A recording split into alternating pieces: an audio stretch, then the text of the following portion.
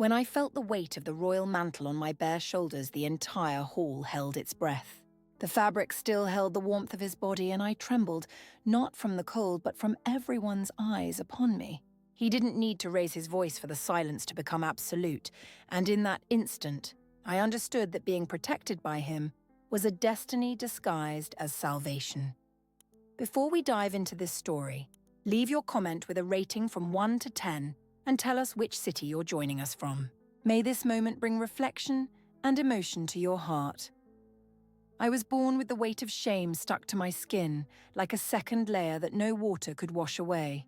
My mother was a servant who dared to love above her station, and I was the fruit of that unforgivable mistake in the eyes of all. She died when I was only 7, leaving me alone in the cold corridors of the castle, where every glance was a silent accusation and every whisper carried my name like a curse. The other servants avoided me as if my presence contaminated the air they breathed.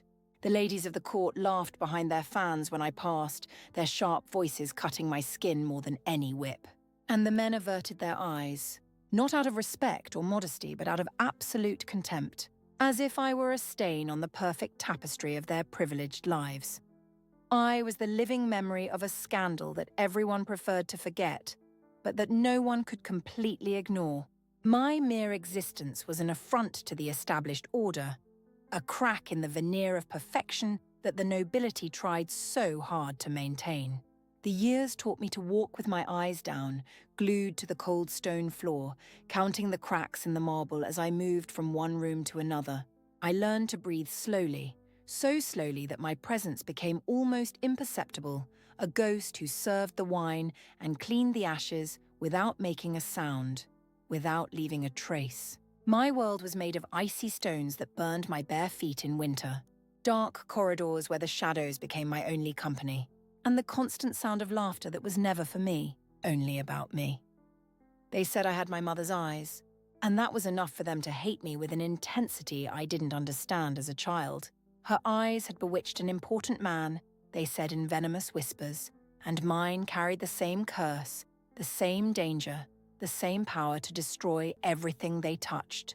I grew up amidst these whispers and veiled accusations that were never said directly to my face, but which I felt in every fiber of my being.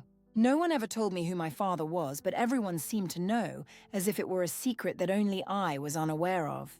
There was a heavy weight in the air whenever I entered certain rooms, an invisible tension that made conversations die instantly, replaced by an awkward silence that screamed louder than any word.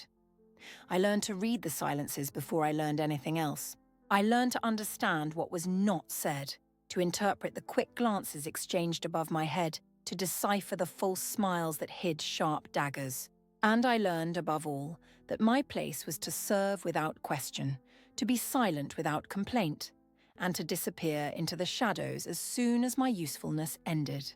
Life in the castle followed rigid rituals that marked every hour of every day with military precision. I would wake up before sunrise when the dawn chill still bit at the bones with teeth of ice, and the darkness was so dense I had to feel my way along the walls. I started by lighting the fireplaces in the nobles' chambers, my fingers getting covered in hot ashes that left permanent marks on my skin. My nails always dirty no matter how much I scrubbed them. My hair impregnated with the smell of smoke that followed me like a ghost. Then came the endless meals to be prepared, the luxurious rooms to be tidied with obsessive care, the fine clothes to be washed until they were spotless. I worked until night fell heavily upon the castle, when my bones ached so much that every movement was a silent torture. And when I finally lay down on the thin mattress in the stables, my exhausted body surrendered to sleep as if drowning in dark waters. The other servants slept in the servants' quarters, in small but minimally comfortable rooms, with walls that blocked the cold and beds that were not just straw thrown on planks. But I didn't have that basic privilege. They said my presence bothered the others, that I brought bad luck to anyone who slept near me, that my nightmares disturbed others' sleep. So they gave me a corner in the stables among the pungent smell of damp hay and horses that neighed during the night. In the winter, the cold was so intense that I would wake up shivering violently, my lips purple like ripe grapes, my hands so numb I couldn't move them for several minutes. In the summer, The suffocating heat turned the small space into an oven, making me sweat even during the dark hours when I should have been resting. But I never complained out loud. Complaining was a luxury reserved for those who had the right to be heard, and I was definitely not in that category. Among all the tasks assigned to me daily, there was one I feared more than any other, one that made my stomach churn with anxiety hours before it happened. Serving at the banquets in the main hall was like entering an arena where I was both the entertainment and the target. It was there, in that grand space with soaring ceilings painted with scenes of glorious battles, that the nobles gathered in all their artificial pomp. They dressed in silks imported from distant lands and velvets so soft they seemed like solidified clouds. They covered themselves in jewels that shone brighter than the stars in the night sky, rings worth more than the lives of 10 people like me, necklaces that weighed as much as prisoners' chains. It was there that the laughter was loudest, echoing off the stone walls like thunder from a cruel storm. It was there that the gazes were sharper than the knight's swords, cutting deeper than any steel blade. And it was there that words were chosen specifically to hurt, disguised as innocent jokes but loaded with deadly poison. It was there that I felt most exposed, more vulnerable than anywhere else in the castle, like a cornered animal in a cage, watched by predators who delighted in my discomfort, who fed on my humiliation as if it were the best dish served at that bountiful table. Lady Catherine was undoubtedly the worst of all the torturers who inhabited that den of silk-clad serpents. She was a distant cousin of the feudal lord, a weak kinship she inflated to ridiculous proportions, and considered herself the uncrowned queen of the castle, demanding curtsies and flattery from everyone around her. Her dresses were always the most elaborate in the room, with so many layers and embroideries that she looked like an over-decorated doll. Her hair was braided with real gold threads that caught the candlelight and reflected her arrogance. Her perfume was so strong, so sickeningly sweet, that it left a suffocating trail wherever she went, announcing her arrival long before any announcement was necessary. She had the cruel habit of calling me over just to humiliate me in front of the others, as if my pain were her personal entertainment. She would ask me to serve wine in her imported crystal goblet, then complain theatrically that it was too hot or too cold, never satisfied regardless of the actual temperature. She would order me to fetch fresh water from the spring, and when I returned running with the heavy pitcher, she would say with a venomous smile that she no longer wanted it, that she had changed her mind. And always there was that cruel smile playing on her blood-red painted lips, those small eyes shining with perverse satisfaction at witnessing my growing shame. She fed on it, thrived on the misery of others, especially mine. There was also Lord Maurice, the feudal lord who governed these lands in the name of the distant king. He was a corpulent man whose prominent belly testified to years of excess at the table. His greying beard was always stained with wine or sauce, and his small eyes, almost hidden between folds of flesh, seemed to assess everything around as if they were properties to be possessed, catalogued, and exploited. He ruled with an iron fist in a velvet glove, keeping everyone under his control through a mixture of favours and veiled threats. He treated everyone below him as disposable pieces in a game only he fully understood. With me, he was usually indifferent, ignoring me as if I were just another piece of furniture in the hall. But sometimes when he saw me serving wine or clearing tables, there was something disturbing in his gaze. A strange kind of recognition that I didn't understand, but that frightened me deeply, making my skin crawl and my instincts scream for me to run. It was as if he knew something important about me, something I didn't even know myself. And this secret knowledge gave him an invisible power over my existence. It was on one of those endless banquet nights that everything began to change irreversibly. The hall was more crowded than usual, packed with nobles from neighbouring lands who had been invited to celebrate some occasion I didn't even bother to find out. The long solid wood tables were covered with pristine white linen cloths, and on them rested elaborate dishes of still steaming roasted meat, fresh fruits arranged in colourful pyramids, golden breads that perfumed the air, and endless pitchers of red wine that seemed to multiply magically. The flames of the huge fireplaces danced on the stone walls, creating restless shadows that moved like trapped spirits trying to escape. The air was heavy, suffocating even, laden with loud voices competing to be heard, exaggerated laughter that echoed to the painted ceiling, and the metallic sound of silver cutlery clattering incessantly against fine porcelain. I served the wine that night with visibly shaking hands, trying desperately not to look at anyone directly, keeping my eyes firmly fixed on the goblets I was filling. But it was impossible not to feel the eyes on me, piercing my skin like invisible needles. It was impossible not to hear the whispers that became purposefully louder whenever I passed, designed for me to hear every venomous word, every cruel laugh, every degrading comment about me. On that particular night, Lady Catherine had surpassed her own usual cruelty. She had personally ordered me to wear a particularly humiliating dress, an old, torn garment that had been discarded years ago.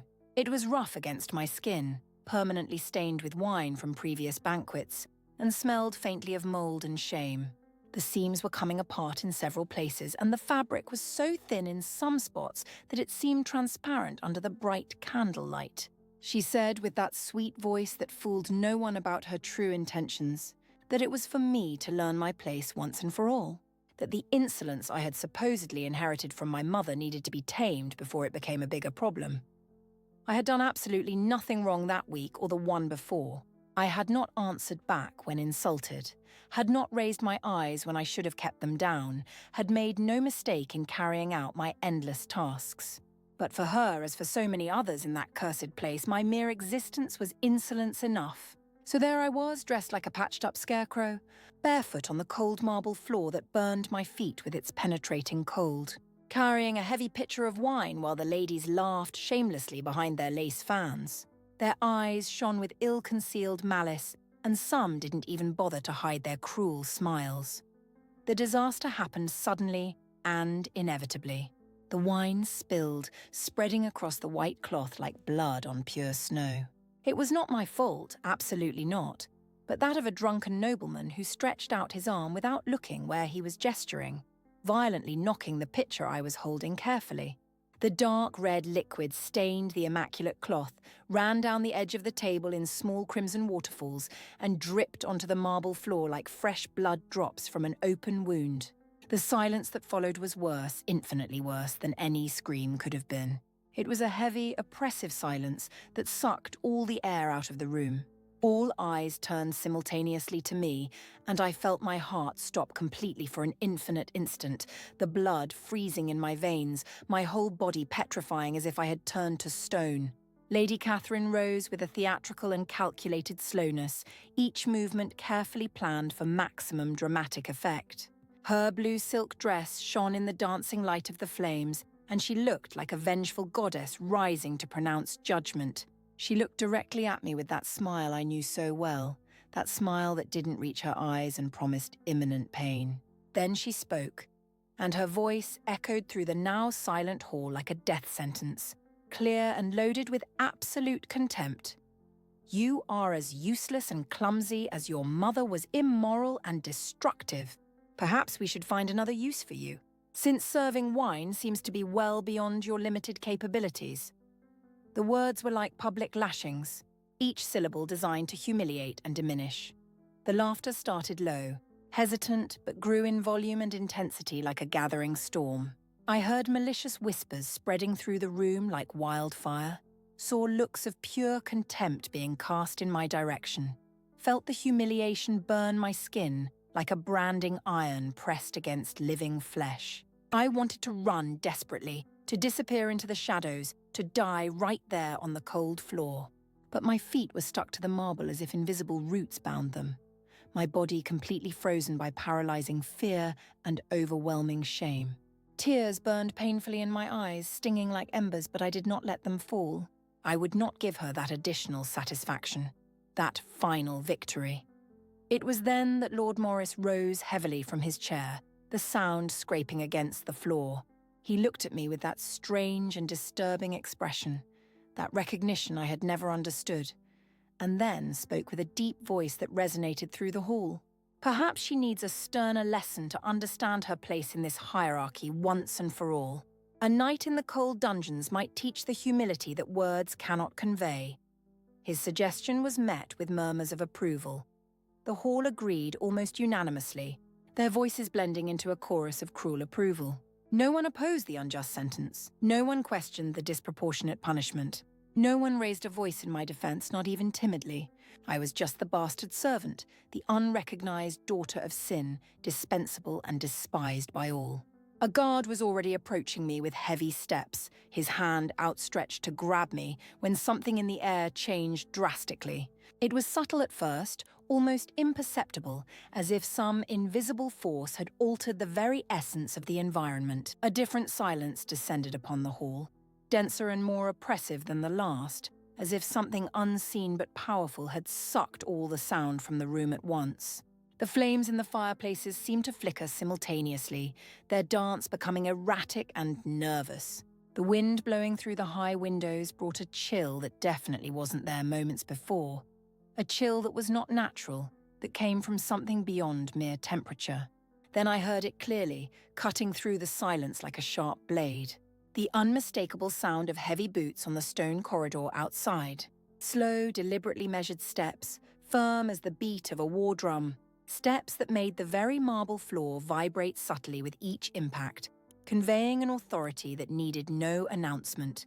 And I knew with a certainty that came from some deep and instinctive place that he had arrived. The king entered the hall and the entire world seemed to freeze, time slowing to an almost complete stop. No one needed to announce his presence with trumpets or formal proclamations. Everyone simply knew, feeling his arrival on a primal, instinctive level. He needed no pompous heralds or elaborate ceremonies. His mere physical existence in the space was announcement enough, a statement that could not be ignored. The nobles rose hastily, tripping over each other in their desperation to show respect, the heavy chairs screeching loudly against the marble floor. The ladies made hurried and deep curtsies, almost losing their balance in their haste, their voluminous dresses creating waves of fabric. The men bowed their heads so low they seemed to be studying their own feet. Lord Morris descended hurriedly from the side throne where he sat, his expression carefully controlled but his eyes betraying evident tension, forcing a servile smile that didn't come close to his small eyes. I hadn't seen him in long months. The king rarely visited these remote lands, always busy with distant wars on threatened borders and complex matters of the central court that demanded his constant attention. But there he was now, crossing the main hall as if he owned not only the castle and its lands, but every breath within it, every heartbeat of every person present. He was impressively tall, easily a head above most of the men present, with broad shoulders that spoke of years' training in heavy armor. He was dressed entirely in black, a choice that made him look even more imposing and dangerous. His armor was crafted with silver details that caught and reflected the flickering light of the flames in an almost hypnotic way. His hair was as dark as the deepest moonless night, cut in a practical military style without any unnecessary adornment. But it was the eyes that truly captivated anyone who dared to look directly. Eyes of a stormy grey that resembled thunderclouds before a devastating storm, cold as newly forged polished steel, piercing as sharp blades that could cut through any lie or pretense. He crossed the hall without any hurry, his movements controlled and precise, his royal mantle dragging lightly on the clean floor behind him like a living shadow. No one dared to utter a single word. The silence was so absolute, so complete, that I could clearly hear my own shallow, irregular breathing, the loud sound of my heart beating out of sync and rapidly inside my chest. He passed the nobles without looking directly at any of them, as if they were just minor obstacles in his path, his attention completely focused on something specific ahead. And then I realized, with an icy shiver that ran down my entire spine like cold water being poured, that he was coming directly towards me, his steps unbreakable and determined. He stopped before me, so close that it completely violated any notion of appropriate distance, so close that I could feel the intense heat radiating from his armor-warmed body, could see the intricate details of old scars that marked his strong hands, could hear the deep, controlled breath rhythmically leaving his lips. I was still holding the wine pitcher with white-knuckled fingers, and my hands trembled so violently that the remaining liquid sloshed against the crystal walls, making a delicate sound and a few drops fell, staining the tips of his fingers. A collective murmur of shock rippled through the hall like a wave, but he did not move an inch. He just looked at me with that devastating intensity. There was no contempt in that penetrating gaze, nor the condescending pity I saw so often. There was pure and simple recognition, as if he saw me not as the despised bastard servant, but as something completely different, something more important, something the others present could not or would not see. And that hurt me more deeply than any direct insult ever had, because it clearly meant he knew. He knew who I really was, where I came from, what terrible, well-guarded secret my birth carried in the shadows. Who ordered this? His voice did not need to rise a single decibel above a normal conversational tone. It was naturally deep, frighteningly calm, perfectly controlled. But precisely because of that, absolutely everyone there feared what might come next. The calm before the devastating storm is always more terrifying than the hurricane itself. No one answered initially.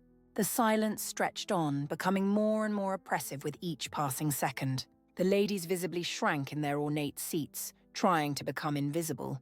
Lord Maurice nervously adjusted the numerous rings on his fat fingers, a nervous tick that betrayed his growing anxiety. Lady Catherine, for the first time since I had known her, completely lost that cruel, confident smile she always wore. Her face was pale, her lips a thin, tight line. The silence was an invisible but intense battlefield, and I was planted firmly in the center of it, completely exposed and painfully vulnerable to everyone's eyes.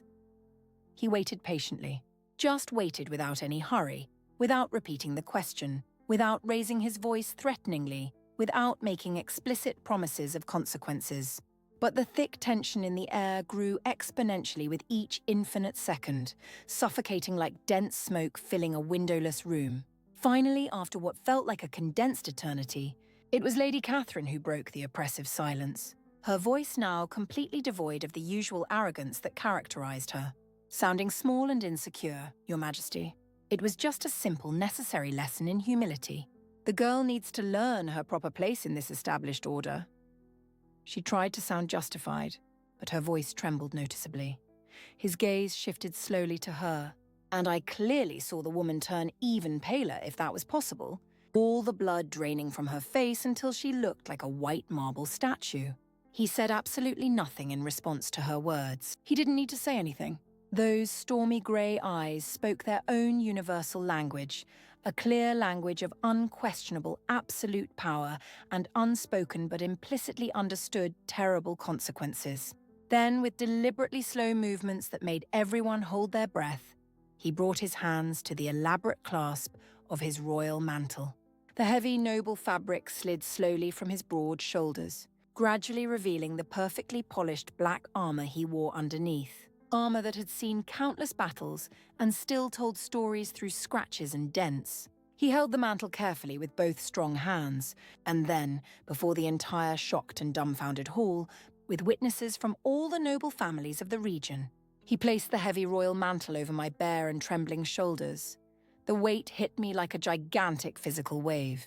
The velvet was incredibly soft against my rough skin, surprisingly warm still from the heat of his body, smelling intensely of fresh rain on open fields, aged oak wood, and something completely indefinable that belonged only to him. The luxurious fabric enveloped me completely, falling heavily to my dirty, bare feet, completely covering the miserable stained dress I wore like a protective shield. For a terrifying instant, I literally feared I would collapse under that weight, not from the physical burden of the fabric, but from the overwhelming meaning of the gesture. The entire hall, down to the last noble present, held its breath collectively. I heard the muffled, distant sound of crystal goblets falling and shattering against the marble, the horrified and incredulous whispers of the ladies who could not believe what they were witnessing, the heavy, tense silence of the men who were rapidly calculating the political implications. No one touches what is under my direct protection.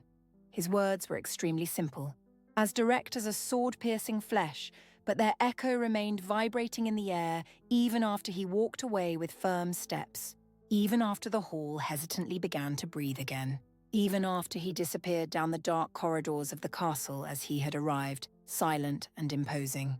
I stood there like a statue, completely motionless, covered by the mantle that weighed on me like a sacred and irrevocable oath, like a public declaration that changed everything irreversibly. The fabric still carried the warmth of his body, and I could feel every fibre against my skin, every intricate embroidery, every symbol of power woven into the noble velvet. The looks upon me were no longer of cruel mockery or casual contempt as they were minutes ago. Now they were of deep astonishment, genuine fear, and consuming doubt about what exactly what they had just witnessed meant. Some looked with ill-disguised envy, their narrow eyes calculating what I might have done to deserve such royal favour. Others stared at me with growing, visceral hatred, as if I had committed some heinous crime by accepting that protection.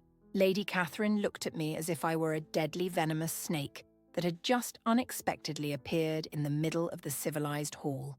Her expression a mix of horror, hatred, and something close to fear. Lord Maurice had an increasingly dark expression etched on his fat face. His lips pressed into a thin, unpleasant line that promised nothing good. I realized in that crucial moment, with absolute and terrifying clarity, that the king's grand gesture definitely did not free me from my chains. On the contrary, it marked me indelibly, placing me in a completely different spot on the castle's political chessboard. Yes, a place perhaps higher in the social hierarchy, but not necessarily better or safer for my survival. To be protected directly by him so publicly and unequivocally was to carry a bright red target painted on my back, to become the inevitable center of destructive jealousies and dangerous conspiracies, to enter a deadly game whose complex rules I completely misunderstood and whose consequences could be devastating. When I finally managed to force my trembling legs to move, I left the hall with uncertain, hesitant steps. The heavy mantle dragged majestically on the polished marble floor behind me, leaving a visible trail in the fine dust, as heavy as invisible but very real chains. No one stopped me from leaving. No one dared to speak a single word to me. They just watched me in silence as I walked away, and I felt each gaze like a sharp dagger being driven deep into my back, each slowly returning whisper like distilled poison. I staggered back to my familiar corner in the cold stable. But the place that had once been my safe refuge from daily cruelties now seemed dangerously too small, claustrophobically too suffocating to contain all that had changed. I removed the royal mantle with extreme care, as if it were made of delicate glass that could shatter at the slightest touch, and hid it carefully under the thin straw mattress. My hands still trembled uncontrollably as I smoothed the heavy folds of the noble fabric, reverently feeling the rich, luxurious texture, the intricate embroidery that told visual stories of glorious battles and historic conquests etched into the velvet. It was the mantle of a powerful and feared king, and now it was unworthily hidden in a damp stable under the miserable bed of a nameless bastard. That endless night, I couldn't sleep for even a minute. I lay completely still, staring at the low, decaying wooden ceiling, listening to the horses shifting restlessly in the nearby stalls, feeling the biting cold of the early morning seep through the poorly sealed walls. My mind wouldn't stop obsessively replaying that transformative moment. His piercing, intense gaze, the crushing weight of the mantle on my shoulders, the words that echoed endlessly like a sacred oath being pronounced. What exactly did he want from me? Why had he protected me so publicly and unequivocally? And more importantly, more terrifying to contemplate, what would inevitably be the hidden price of this seemingly generous protection? The days that followed were a waking nightmare more intense than any bad dream. The stone corridors I used to traverse, practically invisible, now seemed dangerously full of watchful eyes observing my every move. Every heavy door that opened as I approached. Every conspiratorial whisper that died abruptly when I entered a room. Every slanted, calculating glance that followed me as I performed my tasks. The other maids avoided me even more dramatically than before, if that was possible, as if I had turned into something contagious and mortally dangerous. The ladies of the court now looked at me with a volatile mixture of burning hatred and genuine fear. The men quickly averted their eyes when our paths crossed, as if they feared being seen simply noticing me, as if my presence were a trap that could compromise them. Lady Catherine no longer spoke to me directly at all. She simply ignored me completely, as if I had ceased to exist on the same plane of reality as her. But I knew deep down, with instinctive certainty, that this was just the deceptive calm before the devastating storm to come. I saw clearly in her narrow, calculating eyes the silent but unequivocal promise of revenge. A revenge that would come slowly and meticulously planned, silent as a snake slithering in the tall grass, but potentially deadly when it finally struck. Lord Maurice watched me constantly from a distance, never approaching but always present on the periphery of my vision. His expression grew darker and more impenetrable each day, and sometimes I would catch him murmuring quietly with other nobles, their heads together in obvious conspiracy, their gazes repeatedly cast in my direction as they discussed matters I instinctively knew concerned me directly. The daily tasks assigned to me remained exactly the same as they had always been. I still woke before the sun brought light to the world, still meticulously cleaned the fireplaces, leaving my fingers perpetually covered in ash, still served the elaborate meals to the ungrateful nobles. But absolutely everything had changed fundamentally and irreversibly. Every gesture I made was carefully observed and analysed. Every rare word I uttered was dissected for hidden meanings. Every move I made was interpreted through lenses of constant suspicion and speculation. I felt exactly like a caged wild animal, completely exposed to the curious and hungry gazes of spectators patiently waiting to see what would happen next. What my next mistake would be, when I would finally break under the pressure. The royal mantle remained carefully hidden under my miserable mattress. Every night, without exception, before trying to sleep uselessly, I would touch it with almost religious reverence. I would slowly run my fingers over the elaborate embroidery, feel the comforting weight of the noble fabric, breathe in deeply that characteristic scent that inevitably reminded me of him and everything that moment had represented. It was my most precious secret, my only possession of true material and emotional value, my only tangible link to that transformative moment that had inexorably changed everything.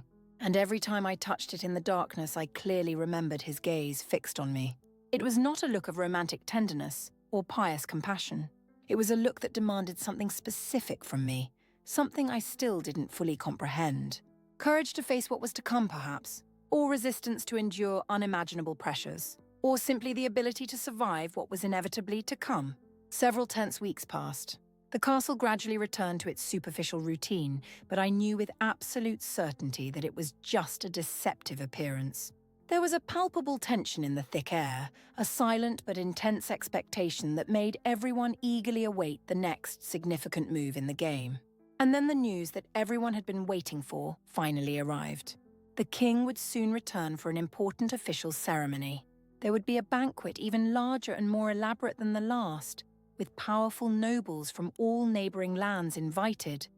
And I, once again, inevitably, was to serve during the event. When I heard the news announced in the corridors, I felt my stomach churn violently. I knew intuitively that this would be the decisive moment. Whatever complex game was being played in the shadows, this would inevitably be the decisive move that would define everything. And I was planted firmly in the centre of it, whether I wanted to be there or not, ready or not, for what was to come.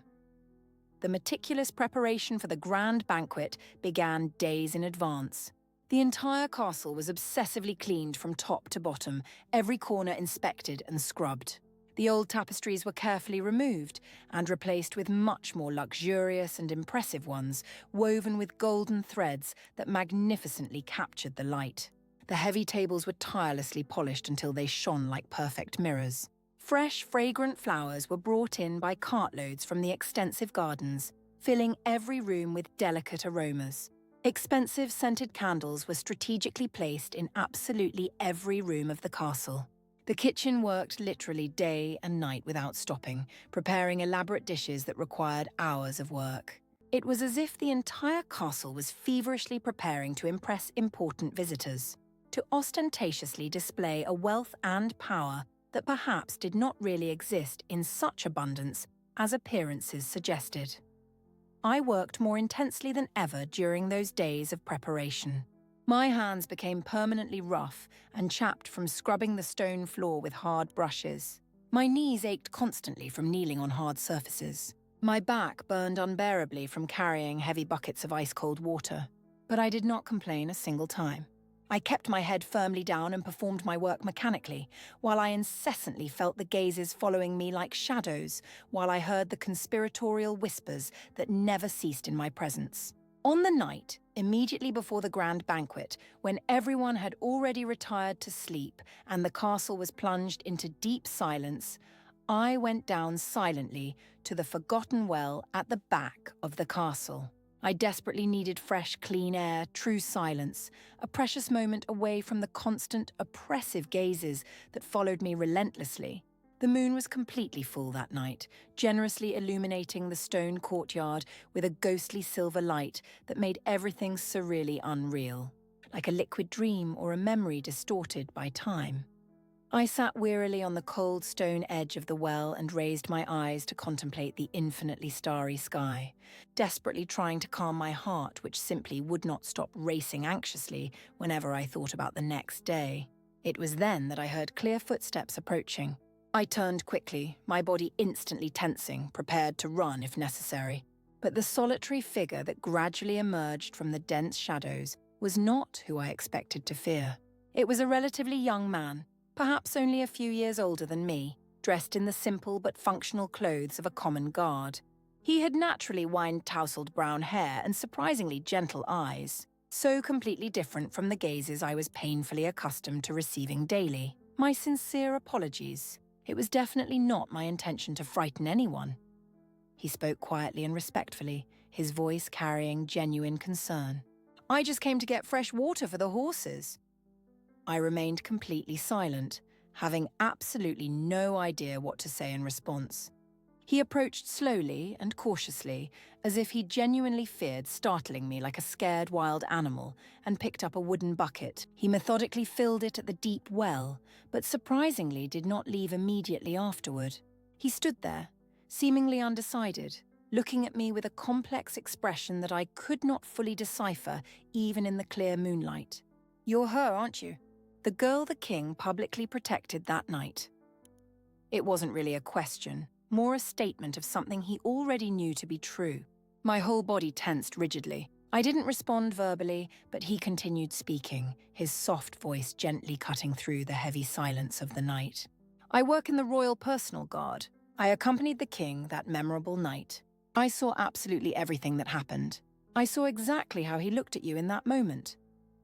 There was something in his voice, an almost reverence, that made me pay attention. And how exactly did he look at me? The words left my mouth before I could consciously stop them, laden with a deep bitterness I didn't even know I felt so intensely.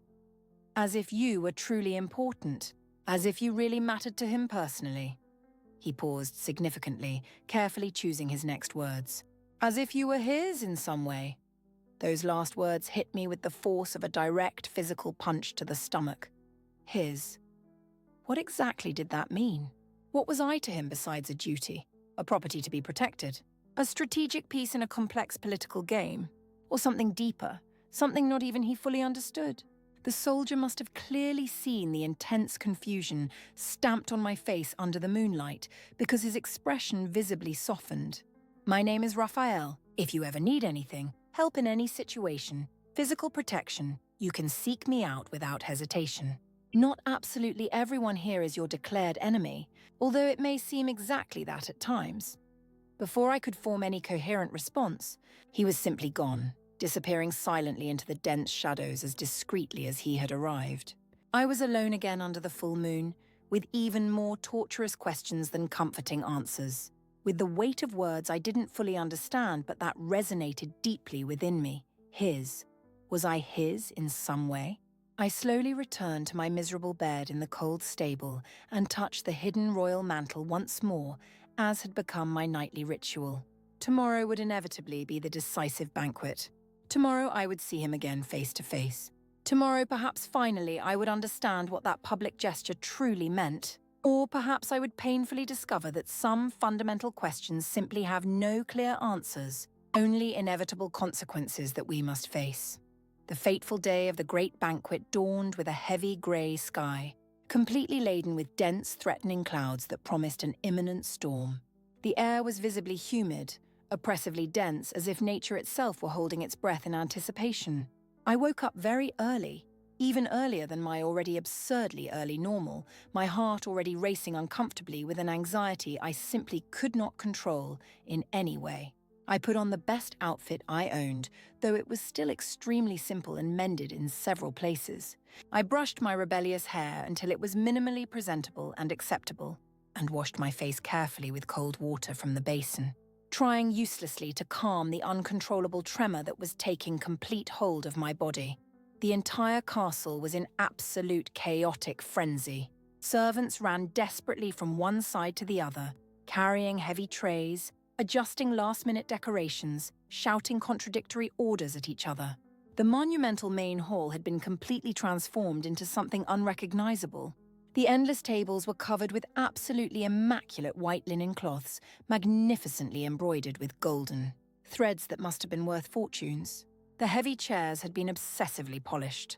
The silver cutlery shone brightly in the abundant light of the hundreds of candles that were already strategically lit.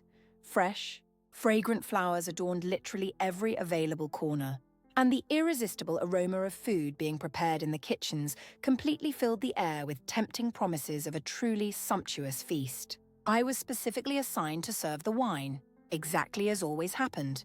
I received extremely strict and detailed instructions from Lady Catherine, who looked at me with that ill-disguised hatred, that silent but clear promise that she was definitely not done with me yet.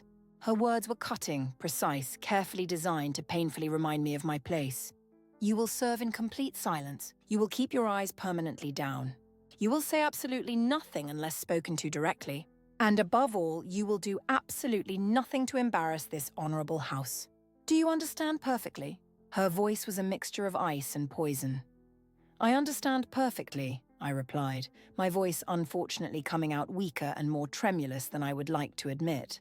She approached threateningly, her cloying perfume violently invading my personal space. Her face was so dangerously close to mine that I could clearly see the deep wrinkles around her hard eyes, the hard, unpleasant line of her pursed mouth, the cold, cruel glint in her penetrating gaze. You may have fooled the king temporarily with your pathetic tears and your studied look of a poor little thing, but you definitely don't fool me for a second. I know exactly what you truly are. And when he finally realizes it too, you will inevitably return to the place you should never, ever have left. Her threat was clear and unequivocal. She turned away sharply before I could even think of responding. Not that I had absolutely anything useful to say in my defense. Her venomous words echoed insistently in my mind as I picked up the heavy wine pitcher and positioned myself rigidly in the strategic corner of the hall, patiently waiting for the important guests to begin arriving. My heart was beating so violently that I was absolutely certain everyone could hear it echoing through the hall. The powerful nobles began to arrive precisely as the sun was setting majestically on the horizon. They came in extremely ornate and expensive carriages, ostentatiously dressed in their best and most expensive clothes, literally covered in jewels that were unimaginably worth more than I could earn in several entire lifetimes of hard work. They entered the hall pompously and arrogantly, with the typical haughtiness of the privileged nobility, greeting each other with artificially elaborate smiles and even falser words. Lord Maurice received them with excessive and exaggerated pomp, desperately trying to project an importance that everyone knew he did not really possess. I served the wine in absolute silence, moving between the tables like an invisible ghost. Some did not even look at me, as if I were completely transparent. Others watched me with ill-disguised and speculative curiosity. I knew perfectly well that the news of what had happened weeks ago had spread rapidly throughout all the lands. It was completely impossible to keep true secrets in a place like that, where gossip was a more valuable currency than gold. The conspiratorial whispers followed me faithfully, disturbing fragments of conversations I picked up as I passed silently. It's her for sure, I'm absolutely certain. The despised bastard he covered with his own royal mantle. Why would the king do something so bold? What exactly is she to him?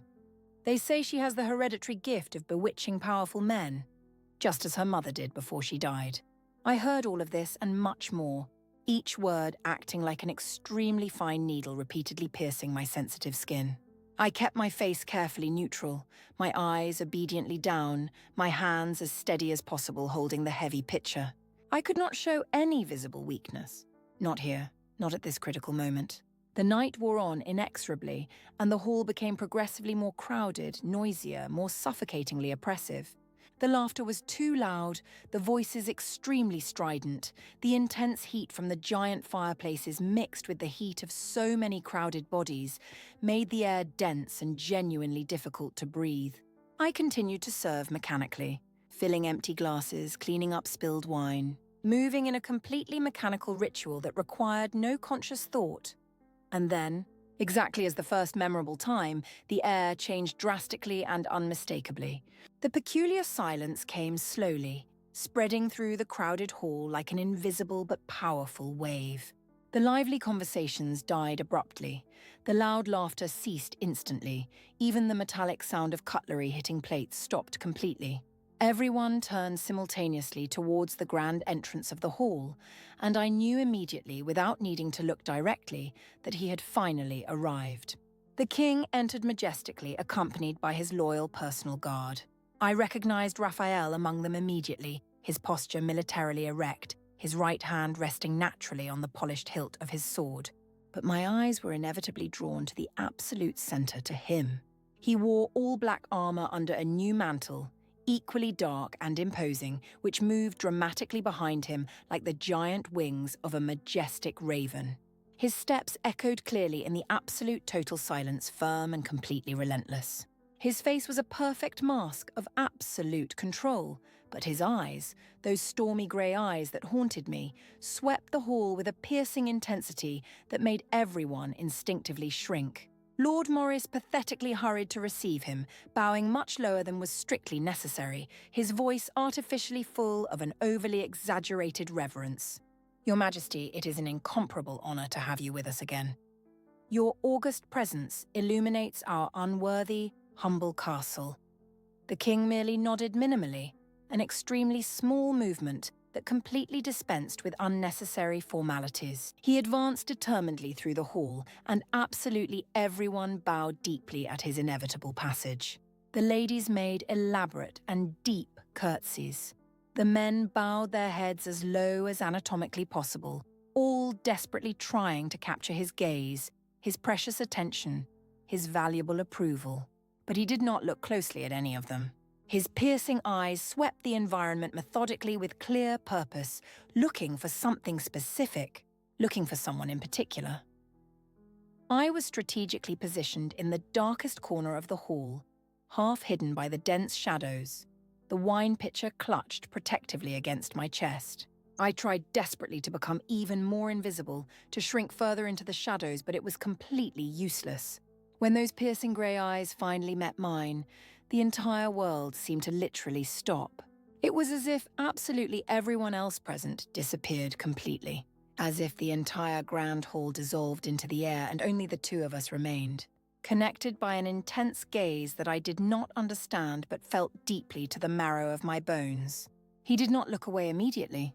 He just stared at me, and in that deep gaze there was something that made me want to simultaneously run desperately and stand completely still.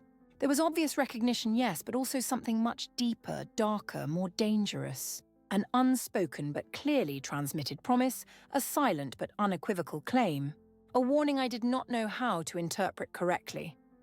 Then he finally looked away and proceeded determinedly to the elaborate main table, where a temporary but impressive throne had been carefully prepared for him. He sat with a fluid and natural grace, his presence completely dominating the space around him. Lord Morris nervously occupied the seat to his right, Lady Catherine to his left, both pathetically trying to maintain superficial conversations that the king answered with short monosyllables or simple minimal nods. The banquet finally began formally. Extremely elaborate dishes were served in sequence. Rare and expensive wines were opened ceremoniously, and the hall gradually filled with voices again. Although much more subdued now, much more careful than before, everyone was hyper-aware of the king's dominant presence. Everyone carefully weighed their words, precisely measured their gestures. It was as if he were a powerful storm artificially contained in the center of the room, and absolutely everyone deeply feared being the one to unleash it violently. I continued to serve mechanically, moving from table to table, but I was completely hyper-aware of every move I made. I knew he could see me perfectly from where he sat, knew that perhaps he was watching me continuously. My skin tingled intensely with the disturbing sensation of being constantly watched. My heart beat irregularly, my hands trembled slightly as I held the heavy pitcher. It was then that Lady Catherine finally decided to attack publicly. Her voice cut through the air like a sharp blade, loud and perfectly clear, obviously calculated for absolutely everyone to hear. Your Majesty, you must surely be genuinely curious about how we efficiently manage this estate in your prolonged absence. We take meticulous care to maintain the established order, to ensure absolutely that everyone knows their designated places perfectly. Her words were superficially directed at the king, but her hard eyes were fixed on me. I felt the crushing weight of that gaze, the clearly veiled threat, the dangerous poison hidden under a fragile facade of civility. She continued relentlessly, her tone too sweet, too artificial. There are, of course, some problematic elements that need constant discipline. Certain people are born without naturally understanding hierarchies, without respecting sacred traditions. It is our moral duty to shape them properly. The king did not respond immediately to the provocation. He calmly brought the goblet to his lips, took an extremely slow sip of the wine, and placed the chalice back on the table with a soft sound that, in the absolute expectant silence, sounded like distant thunder. "Hierarchies," he repeated slowly, his voice low but carrying effortlessly throughout the entire room. And who decides these hierarchies, Lady Catherine? Almighty God? Accidental birth? Or simply those who have enough power to impose them by force? His question was an obvious trap. The woman visibly paled. She opened her mouth, closed it quickly, frantically trying to find words that simply would not come. Lord Morris intervened quickly, his voice obviously nervous, trying to soften the growing tension. "It is obvious that hierarchies are established by millennial tradition, Your Majesty. By centuries of order and structure that benefit absolutely everyone." Benefit everyone? The king's piercing gaze turned slowly to Lord Morris, and the man visibly flinched. Or do they exclusively benefit those who are already comfortably at the top, while systematically trampling on those who are at the bottom? The silence that followed was absolutely deafening. No one dared to breathe normally. I was completely frozen in my corner, the wine pitcher forgotten in my hands, my heart beating so violently that I feared everyone could hear it. The king suddenly stood up, and the movement was so sudden, so full of contained authority, that several people instinctively recoiled in fear. He descended from the raised platform where the main table was strategically positioned and began to walk deliberately through the hall. His steps were slow, carefully measured, and each one seemed to weigh a ton. He passed the nobles who bowed frantically at his passage, past the ladies who lowered their eyes with genuine fear, and then he stopped. He stopped directly in front of me. "You." His voice was an absolute command, not a polite request. "What is your full name?" I could literally feel all eyes in the entire hall turned on us. My throat was completely dry, my voice trapped somewhere too deep to reach. I had to swallow painfully twice before I could speak, and even then my voice came out as a weak, trembling whisper. "Isabel, Your Majesty." "Isabel," he repeated slowly, as if carefully savoring each syllable. "And who are your parents, Isabel?" The question hit me like a violent physical blow. It was the question that absolutely no one ever asked directly, although everyone knew the shameful answer. The question that completely defined my existence and my perpetual shame. I felt tears burn painfully in my eyes, but I flatly refused to let them fall. "My mother was a servant here. She died when I was 7. And your father?" "I do not know my father, Your Majesty." The words came out like sharp shards of glass. He was silent for a moment that seemed to last a complete eternity. Then he turned slowly to the hall, his voice echoing with an authority that absolutely did not admit contradiction. "Does anyone here know?" No one spoke initially. The silence was absolutely absolute, heavy as molten lead. I could see Lord Morris growing progressively paler, Lady Catherine with a horrified expression, the other nobles desperately avoiding looking anywhere specific. The king waited patiently, and the tension grew exponentially with each passing second. Finally, it was Lord Morris who spoke, his voice trembling. "Your Majesty, there are rumours circulating, of course, but nothing officially confirmed. The girl's mother never publicly revealed." "Rumours?" The word was pronounced by the king with a tone that made several nobles visibly shudder. "And these rumours, what exactly do they say?" No one wanted to answer. No one wanted to be the one to utter the secret that absolutely everyone knew. The air was so dense it seemed physically impossible to breathe. And then, to my absolute horror, Lady Catherine finally decided to speak, her voice full of ill-concealed venom.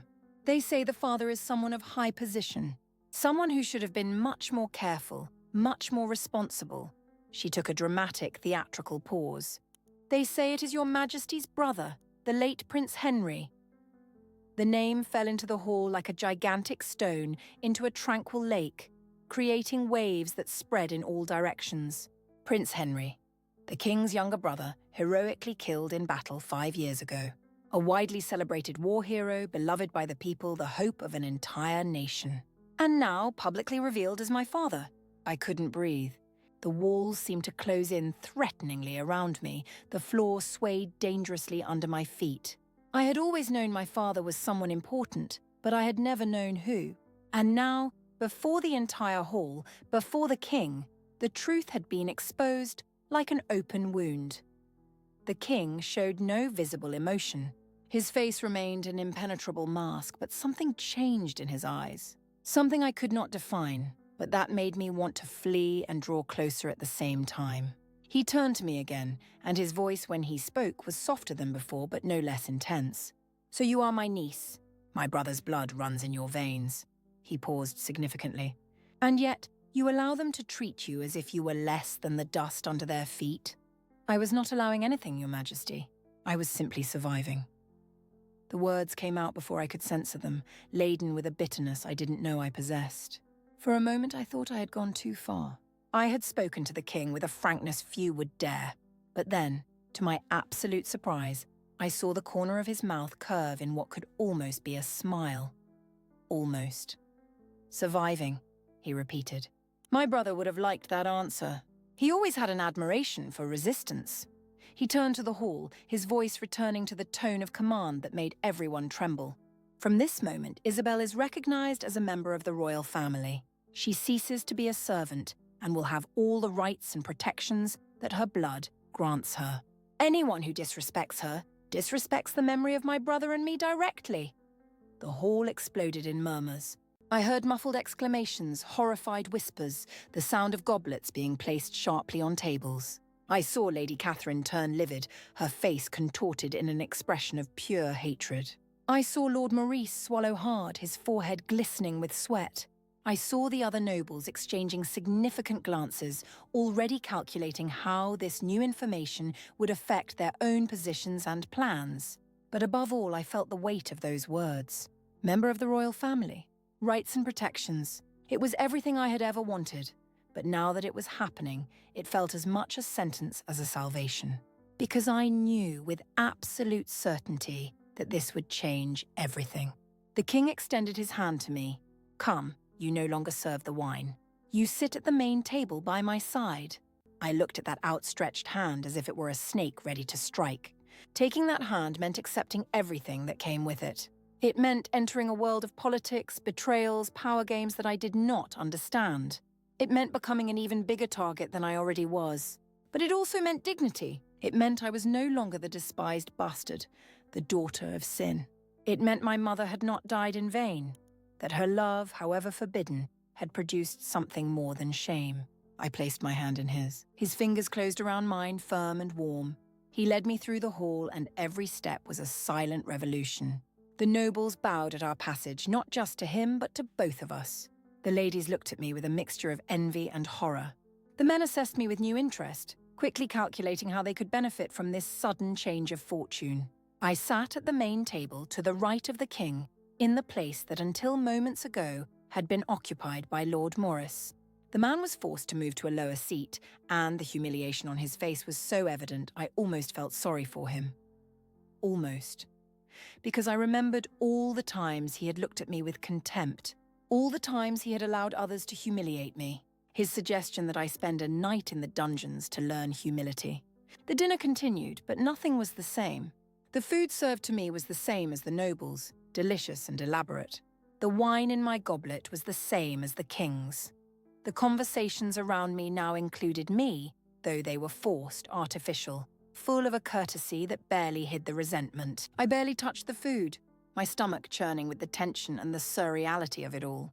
The king occasionally turned to me, asking questions about my life, about what I liked, about what I knew how to do. I answered with caution, still not fully trusting this turn of events. But he seemed genuinely interested, and his attention, though intimidating, was not cruel. There was something in him that reminded me of the stories my mother used to tell about my father. The night wore on, and the banquet finally ended. The nobles began to withdraw, many casting furtive glances in my direction, others avoiding looking at me completely. Lady Catherine left without saying goodbye, her face a mask of restrained fury. Lord Maurice gave a stiff bow to the king and disappeared quickly, clearly anxious to escape the embarrassing situation. When only a few guests remained, the king stood up and offered me his arm. "Come, I need to speak with you in private." My heart pounded. A private conversation with the king? What did he want? What did he expect of me? I placed my hand on his arm, trying not to tremble, and followed him out of the hall. In the days, weeks, and months that followed, my life transformed into something unrecognizable. I officially became Lady Isabel, niece of the king, a member of the royal family. I was taken to the capital, where I received a proper education, luxurious clothes, and treatment worthy of my new position. I learned to read and write, to behave like a lady, to navigate the dangerous games of the court. But I never forgot where I came from. I never forgot the years in the stables, the humiliation, the pain. And I never forgot his gaze that night, the weight of the mantle on my shoulders, the moment that changed everything. He continued to be my protector, but something more grew between us. Something neither of us dared to name, something forbidden and dangerous. Because I was not just his niece. I was the daughter of the brother he had loved and lost. I was a constant reminder of that love and that loss. And he was the man who had saved me, who had given me dignity, who looked at me as if I mattered. The years passed. I grew, matured, became stronger. I faced enemies, survived conspiracies, learned to play the game. And through it all, he was there. Not always physically present, but always protective, always vigilant. Our relationship remained complex, indefinable. There was affection, yes, but also necessary distance. There was protection, but also expectations. There was freedom, but also responsibilities. And the royal mantle, that first mantle he had placed on my shoulders on that fateful night, remained stored away. I kept it in my chambers, a constant reminder of where I started and all that I had achieved. Sometimes on lonely nights I would touch it and remember. I would remember the bastard servant I had been. I would remember the humiliation, the pain, the strength I found in myself. And I would remember him, the king who changed my destiny with a single gesture. I never married, despite the pressures. I maintained my independence, my voice, my strength. And he never forced me, never demanded. He just protected me, supported me, allowed me to be who I chose to be. Our story was not one of traditional romance. It was one of rescue, of power, of difficult choices and consequences. It was of a bastard who became a lady, of a king who defied conventions, of a love that could never be spoken but was always felt. And when I look back, at that night in the hall, at the moment I felt the weight of the mantle on my shoulders, I know that was the moment my true life began. The moment I stopped just surviving and started living. If this story touched your heart, leave a like, share it with those you love, and don't forget to subscribe for more stories that make the soul vibrate. Until the next journey, may your path always be illuminated.